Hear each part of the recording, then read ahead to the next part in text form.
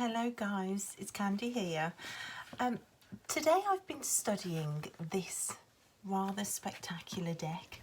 It's the Mary L. Tarot, the second edition, and I've been trying to do a more in-depth study on this month. It's been my main tarot deck that I've been using. And I wanted to do some videos that talk about the programme of study that I'm doing with all the different systems and different decks, and I feel this deck kind of holds its own system. So I started thinking about just coming on and catching you guys up on what I've been doing this month with tarot. So I thought I'd come on and talk about the Mary L. And I haven't really got far into it. It's full of the most glorious cards. It's the most beautifully deep and stunningly beautiful deck. But I got stuck on a trigger card, and it's trigger cards and using the tarot and cards that we find triggering for shadow work that I want to talk about today.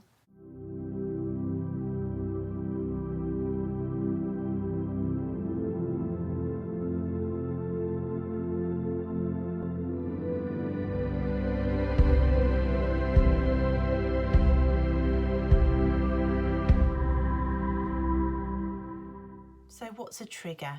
Well, you know you've been triggered if you catch yourself overreacting, in simple terms. It's an emotional response or perhaps a physical response that doesn't match, it's disproportionate to what's actually going on around you. There's a saying that goes, if it's hysterical, then it's historical. So if you've got a slightly hysterical reaction to anything that leaves you wondering what the hell was that, then you know that you've tapped into a hurt from the past. Basically, a trigger is an open wound that hasn't healed. The big triggers go all the way back to false beliefs that we hold about ourselves that formed in childhood. It's somebody poking those beliefs. So the big triggers can track all the way back and often do. Trigger work and looking at emotional dysregulation was massively important for me when I through a recovery of post-traumatic stress disorder, and sometimes they're hard to catch. Awareness with triggers is the key. So I've found the tarot incredibly useful for catching some of those triggers. So when I've caught myself reacting strongly to a card or having a complete aversion to certain cards, those have definitely been the cards to go back to try and do some delving deep to see where the wounds are that need healing, and to start going deeper into shadow work. And when I first started working with this beautiful deck, I had to go straight to a trigger card because there's one card in this deck that I didn't think I'd be able to get past because I find it so triggering, and that was this one, the King of Discs. And it was putting me off using the deck completely. It sat on the shelf for a while, and I was repulsed by it. This card made me react really strongly, an overreaction, revulsion, complete rejection of the card, shuddering. I couldn't look at it, and that overreaction is a signpost in the ground that I found a shadow. So this is the card I started with, and it's led me down some pretty amazing rabbit holes that I thought I would share with you. Not only to talk about shadow work and the tarot, but also to start sharing some of my studies of these decks. So it's two things in one. It's a deck study video and a tarot and shadow work video. And I hope I can put my thoughts into something that makes sense and that's useful. So I'm triggered by the King of Discs. I spotted a trigger, and the first thing to do when we spot a trigger card is to acknowledge it, to catch ourselves thinking it and to acknowledge it, and to say, yes, I'm triggered by this card, which is easier said than done. A lot of people can't do that. They'll skip it. They'll just go, I don't like that card. But to recognise that change of emotional state and to sit with it and to work on it, that's a huge thing to be able to do. So to catch yourself being triggered and to acknowledge it, and then to sit with that, to journal about it, to delve deep into the feelings of what you're thinking when you're triggered, what feelings it's bringing up, whether you've experienced those feelings before in different situations, how far back that type of pattern of trigger goes, and to sit with it and to delve deep and to explore the feelings that are being brought up. So I decided to do that with the King of Discs. I want to study the Mary L. This is the card I can't get past, so I knew I needed to start with this card. And of course, like all trigger cards, it kept coming out in readings, so there was no choice in the end. And I've got my tarot journal in front of me, which I'm going to try and pick up without knocking all the deck over. Here it is. And I'm going to read you some of the entries into my journal that I did working on this card. Why am I so thrown by the King of Discs? It reminds me of my ex-boyfriend. It disgusts me. I feel disgusted. It makes me want to rage all over again about men like him. Men who wear masks, they infuriate me. This card makes me angry. I feel mocked by it, as if I'm the one being licked, not the apple. I feel toyed with. That tongue is disgusting and mocking. Why do I feel like this? Because I was mocked, I was duped. I fell for it. I wanted to believe in truth and I fell for it. So those are my initial reactions. It's disgust. It's bringing up feelings of being lied to, of being duped, of being shocked by a mask wearer, and the arrogance of mask wearers that feel like they can abuse power within relationships and abuse trust. I think it's not the nudity at all in this card. It's the arrogant lounging with the tongue out. It's the arrogance of this abuse of power. So I sat with it for a while and I journaled. There's lots more in here, but of course some of it's quite personal. But you can see I sat with it and really sat in those feelings and tried to list the feelings of what it was I was feeling. So once you've tuned into the feelings of the trigger, you need to then understand that there's something within that trigger. There's something in the shadow that needs to be brought up to the surface. There's a saying that we're all mirrors for each other. So a trigger and a person or a tarot card or an event or words that somebody says to you that causes a trigger, it's a mirror being held up to you. So then you have to start asking, what is it here that needs to be brought to the surface by these feelings? For me, it's feelings of repulsion and disgust, and hurt for past ways I've been treated. And I look for the patterns. I look for the patterns going back. There have been other times I've been lied to. There have been other times that I've had people cheat on me. There have been relationships that I thought were to the grave relationships that I was betrayed horrifically in. And there's been abuse going all the way back. It is a continual lesson that I'm being asked to learn. And there's something here that needs to be brought to the surface. And the disgust and the repulsion for this card and the arrogance held within it is my signpost, my jumping off point to go into the darkness to find out just what that thing is that needs to be brought out into the open. So I journaled about it and realised that in all of these instances, that these patterns where this similar lesson and these similar feelings come up, there's always an issue of morality. There's always that feeling of hurt that even if you choose to do the right thing and to be authentic and to be honest with people and to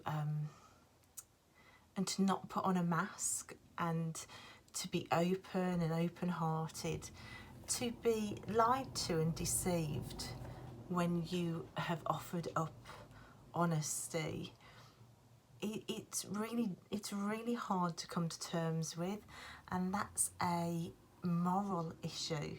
So I thought, well, the trigger here then is morality. This guy doesn't look moral, and it makes me angry because in the past I've been duped by this type of person, both male and female, close family members as well. But then you have to start thinking about projection and the fact that all mirrors for each other. And is there any projection in that? And I couldn't balance this up because I kept thinking, well, no, because I know that I don't lie, I don't mask wear, I'm a very open book. So is it not a morality issue with this card? What is it? So I went online and I did some research around the idea of morality, and I looked at some videos about what true morality really is. And that was fascinating. And within the first video, I realised that issues of morality, you're very much in shadow work territory for that. And I heard one person speak about it, and they said that we're doing ourselves a disservice to say, well, I'm a moral person, I don't do that, and I don't do that, and I don't lie, and I don't put on a mask, because that's not what true morality is.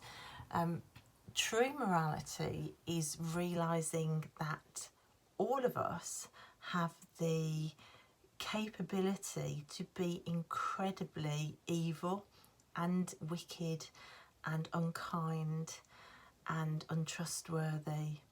We all have the capability, if we acted on it, to be the most evil monster going. That's just the human nature. The true test of morality is to acknowledge that, to acknowledge our very, very, very dark edges and boundaries, and to understand that they're truly there. We all have them, and yet some of us choose not to act upon them. We choose a different path. We know that those options are there for us, but we don't choose to take them. And that's what true morality is. The love and like people who claim, well, I'm a spiritual person, I don't have that in me, I would never dream of doing that. It's a spiritual bypassing of the shadowy parts of our natures that is just inherently there for the very fact that we're human. And true morality is going, yeah, actually, I could be really evil here, but I choose not to. And then I watched another video that I thought was fascinating. Oh, can you hear my dogs behind me? They're on the bed. And they were speaking about the inherent evil that we all have within us, that some of us choose to act on and some of us choose not to act on. And the speaker said, if you don't believe that you have that within you, then just think to your resentments. Think about the fantasies that you have when you feel truly resentful about something, and you will soon discover the dark side of your human nature. So thinking of resentment and thinking about fantasies held within resentment I thought that was a fascinating peephole into our hidden shadow darkness. And that made me look at this card really differently. It made me think less of morals and depravity and sleaziness, which I initially thought I was triggered by here, and more about weakness, because if we all have that propensity for evil, and yet the moral majority who choose not to act on it and to choose a better path, it's about that strength of character. And the people that choose to cheat and mask wear and lie and be mean and to abuse, it's really a sign of weakness. It's not a moral issue. It's a sign of a weakness of character. So I managed to hone this card down to I'm triggered by the memory of the people in my life who are weak, who do abuse their power. They do abuse the feelings of others. There was a quote that I read while I was researching all this. I can't remember it, but it was something like, morality isn't denying that you have any claws. It's admitting that you've got claws, but you choose not to use them. It's something along those lines, and that spoke volumes to me for this card. This was the trigger. I'd been around on repeat people who chose to use their claws, and I was bloody angry about it.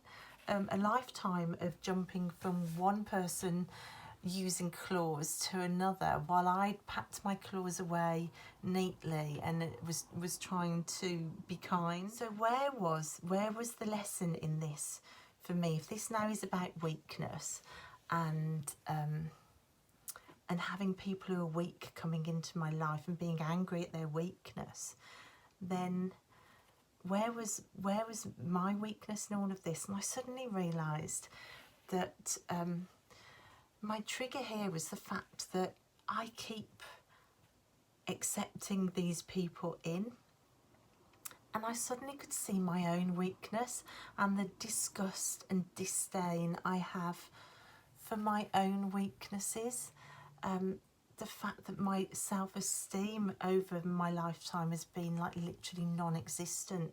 This cloak of shame that was built around me very early on in an abusive childhood, and my own addictions of like running to food to escape and to cope and to make people happy, refusing to look after myself and be healthy because it would anger people. This codependency, it's all weakness. And all of a sudden I could see the projection. I am not weak in the fact that I don't choose morality and I choose to abuse people. I wouldn't dream of doing that. But I am continually weak on repeat in the fact that I haven't honoured my own boundaries. I haven't honoured my own self-love. I haven't honoured my own self-care. And there is a responsibility in this.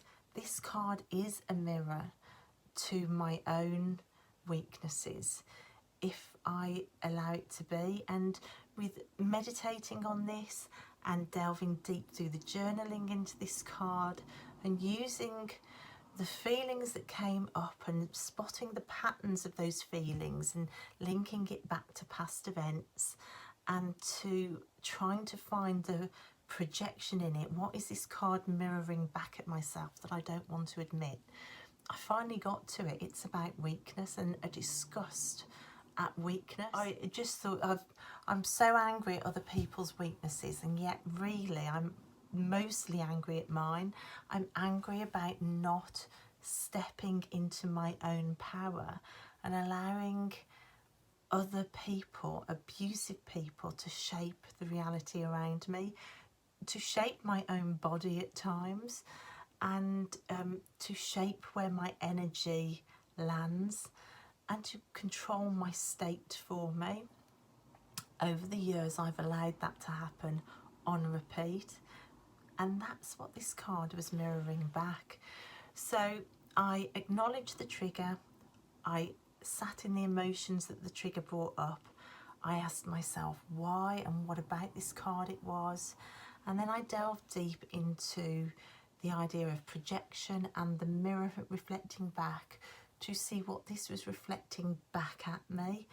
And that's where I got to.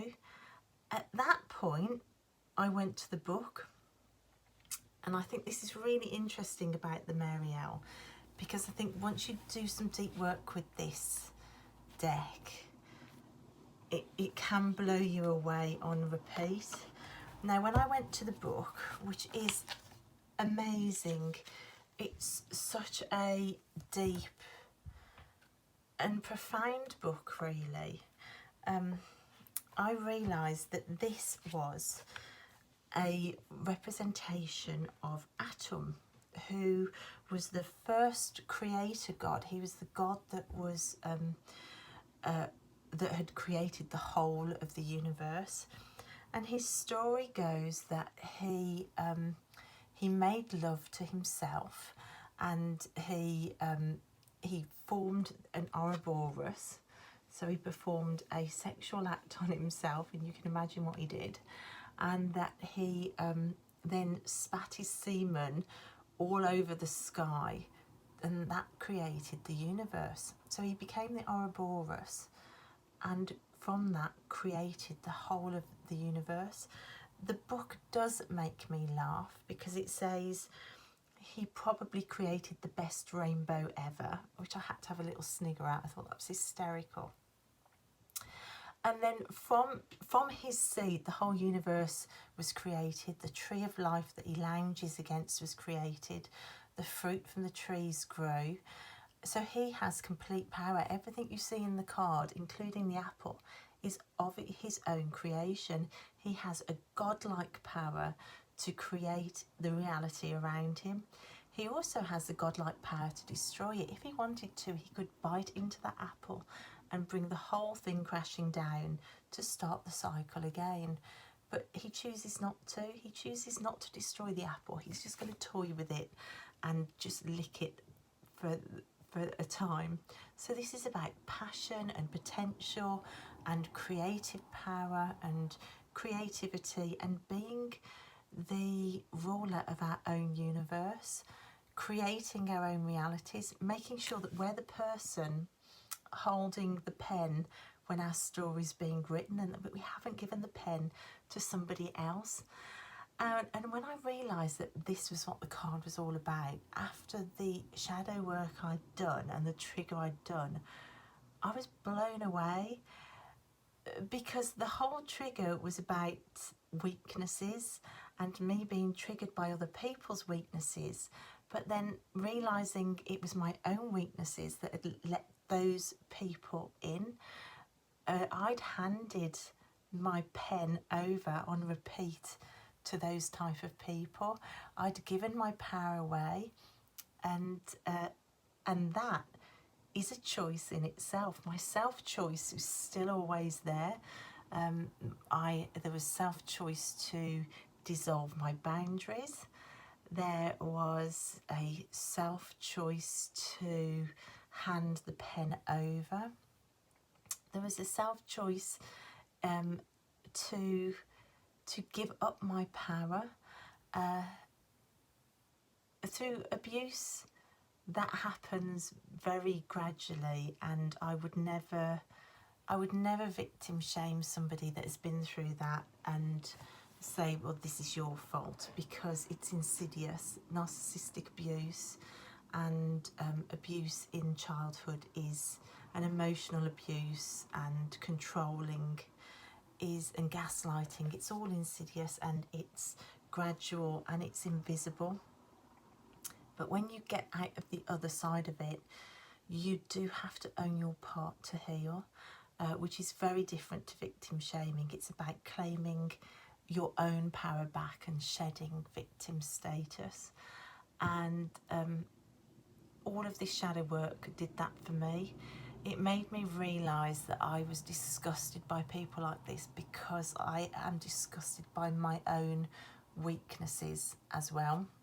So this card is about stepping into a godlike power, stepping into the power of Atom, who created his whole universe, and understanding that we can grab that godlike power for ourselves. The upright meaning of this card is a heaven or hell of your own making. Your life is your celebration and your kingdom, and you own the whole thing, just like Atom with his apple. It's his apple. If he wants to lick it, he can. A luscious, sensual celebration of life, perfection in nature. There is nothing amiss here. There is no shadow hidden. It's perfection. Paradise, kingdom, heaven, eternity is now. So it's about creative power and being the ruler of your own world. You can create hell if you want, or you can create heaven. It's up to you. And within a day of shadow work and meditation and journaling and researching videos on this card, I had stopped being the apple and I had become the king of discs myself. And it was completely liberating. And there are other trigger cards in other decks that will show lusty men leering at other women, or they're cards that show people that look like my ex. And they're all triggers, and none of them are triggers anymore, because I know where my own weaknesses were, and I know now I'm holding the pen. I've become the king of discs. I just don't have the sheep trousers and other things. So I was sat really, really blown away by the first card I studied in Mary L. And I decided to pull a second card. I was sat with my tarot deck, and I thought, I'm going to pull another card to clarify what I've learned. So I shuffled and shuffled and shuffled, and I asked for a card to clarify my understanding of what I'd uncovered with the King of Discs. And out flew across the room the Eight of Wands. And this card coming out of all of the 78 cards that might have flown out, this one coming out, I think, shows the power of this deck and shows why I love it so much. Because these two cards, I want to talk about them together because they go together. So King Atom, he became an Ouroboros by doing a sex act on himself, and through doing that he created the whole universe. It's about the power of your own creative force. In this card here, there is a rainbow snake that forms the Ouroboros, and this sleeping person lies on the snake, being carried forward under a starry sky by a lion with wings and phoenix tails. Now this card is all about duality. It's the marriage of the eternal, godlike, with the temporary, immortal soul that we are. It's about knowing your power. The lion with the wings represents the magician in his power, connecting heaven and earth, the two duality things joined. The wings are his robes thrown open to reveal his inner core. This is a card that asks you to get to know your inner being so that you can marry up all the opposites. You can marry up the light with the dark, the light with the shadow, to really get to know all of your powers and all of your strengths, the demons and the angels. This is a card that speaks of shadow work and the fact that when you understand how truly dark you can be, you will then realise how truly bright you can be. It's about knowing the full expanse of everything that you are, from the darkest, most evil aspects to the brightest godlike wonders that you can be. And when that happens, you marry up everything, and it shows a man's hand, or a human hand, with a clawed lion hand. And I had to laugh because it brought me back to that quote about morality, about the truly moral people who aren't weak are the people that realise they've got claws but choose not to use them. They're not the people denying the fact that they've got claws. They're the people that know they have. They know they've got the sharpest, most evil claws ever, but they choose not to use them. So even in that, it brought me back to the work I'd done on this card. The phoenix tails represent the 4 elements and bringing everything all together. And it's about rebirth, which again is about this. It's about being whatever you want, creating your own reality. The idea of getting to know yourself to your core and your own power is about borrowing the power of the gods to create your own universe. And we even have the Ouroboros in there, which is directly linked to the story of Atom. It just blew me away, and I turned to the book and I am going to read you some of the 8 of Wands. The wings of the lion are the open robes of the magician, exposing his inner core. Having stolen the fire from the gods, taken possession of your own soul, the magician rises again like the phoenix from you, showing his true form. A blazing star of your full potential, with 1 foot in time and 1 in eternity. This is the wedding of opposites, and it is the marriage of the temporal body and the eternal one, bringing them together, expanding consciousness into both and all, becoming aware of the majestic and powerful self that you truly are, your own potential.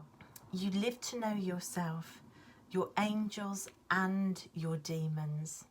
Even the most enlightened have a shadow. They simply accept, integrate, and make the best use of their dark sides, their faults.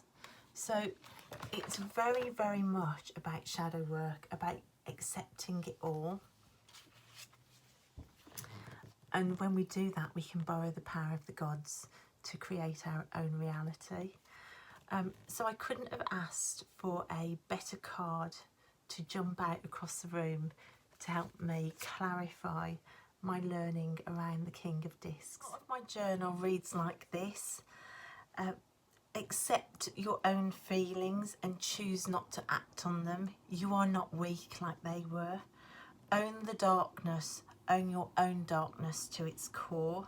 Your evil, your lusts, know them all. They run just as deep as atoms. Then feel your strength. Borrow the power of the gods. Grow as your tongue emerges to lick the apple. You are now the sole creator of your universe. You are the king with the apple. You are the one licking for fun, but choosing not to bite. So these are the thoughts that, can you hear Tilly singing? Oh dear, she will do that all night. So you can see that the Marielle, I've studied the first 2 cards. They are fantastic ones. My trigger card has become dear to me. Rather than just abandoning the deck and saying I can't work with it because it reminds me of an ex-boyfriend, which would have been a crying shame, and it would have left me open for many other decks triggering me, and also for possibly a repeat of the same lesson coming in. And don't you hate that when the universe keeps sending you the same lesson on repeat until you get it? So I'm so glad I did the trigger work. It made me go from Apple to King of Discs in a day, and these 2 cards together, I think they are brilliantly understood next to each other if you are doing your own study of the Mary L, I would strongly suggest that you take these two cards together, especially if this one triggers you. And from now on, any deck that I get with a trigger card in, I'm going to be all over it like a rash, because they're so useful. So remain aware of your triggers, spot them, call them out, journal on the feelings that are coming up, ask yourself what's coming up, why. Track the patterns back. Are there any other times that you've felt the same sort of feelings? Are there similar things that have happened? Is there a pattern here? Sit with all of that. Then pick the mirror up. This is hard. This can be really hard, especially if you feel victimised or you in the past, which we often are with triggers. It's often something that's hurt us deeply if there's a trigger there.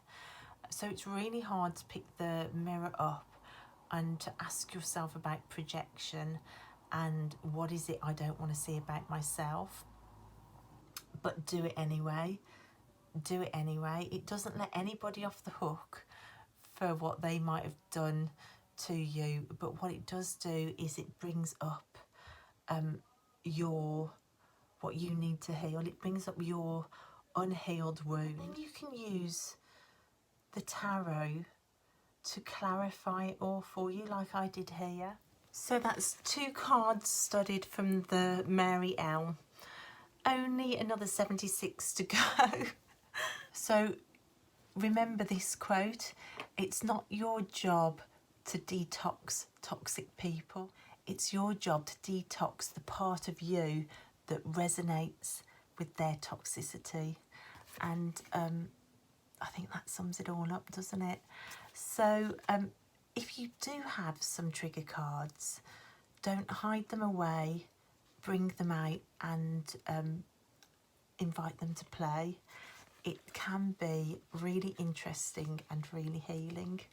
So here's to the King of Discs for handing me the pen back for creating my own reality. Bye guys, I'll see you next time. This is what I have to try and film a video with. If I don't let them in, they cry outside my door. If I do let them in, they behave like this.